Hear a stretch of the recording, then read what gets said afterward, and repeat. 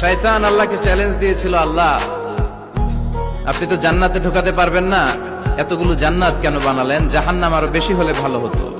আল্লাহ বললেন কেন?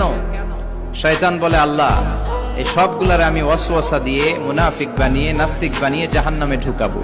আমি চ্যালেঞ্জ দিলাম, ডান দিক থেকে ধোকা দেব, বা থেকে, সামনে থেকে, পেছন থেকে, নিচ থেকে, রগের শিরা উপশিরায় ঢুকে, মাজরাত দাম যেখান দিয়ে রক্ত চলাচল করে ওখানে ঢুকেও আমি ধোকা দেব। তো আপনি জান্নাতে ঢুকাবেন কেমনে?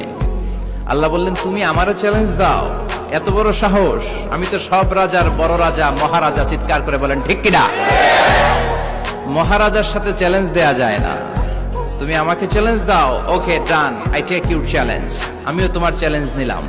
তুমি আজীবন ধোকা দিবা, আজীবন তুমি গুমরা করবা, বেনামাজি বানাবা, জালিম বানাবা। কিন্তু আমার বান্দা কোন তাফসীরুল কোরআনের মাহফিলে এসে, কোন এক ওয়াক্তের নামাজে মসজিদে ঢুকে, অথবা মাঝরাতে ঘুম ভেঙে গেলে তাহাজ্জুদের জায়নামাজে চোখের পানি ছেড়ে যখন ক্ষমা চাইবে, আমি সব গুনাহ মাফ করে দেব, তুই কি করবি? চিৎকার করে পড়েন আল্লাহু আকবার।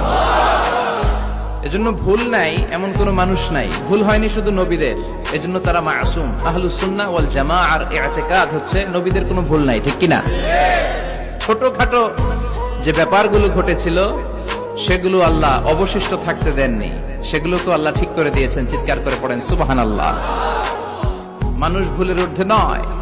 কুল্লুকুম খাত্তা, তোমরা সবাই ভুল করো।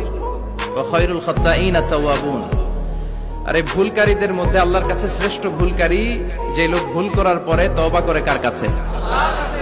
আল্লাহর কাজই তওবা কবুল করা। গাফিরিয যামবি ওয়া কাবিলিত তাওব। আমরা ভুল করব, শয়তান ওয়াসওয়াসা দিবে, আর আল্লাহ মাফ করবে, ঠিক কিনা? কি আল্লাহ আমরা পাইছি? উনি মাফ করার জন্য বসে থাকে 24/7, সপ্তাহের 7 দিন, মাসের 30 দিন।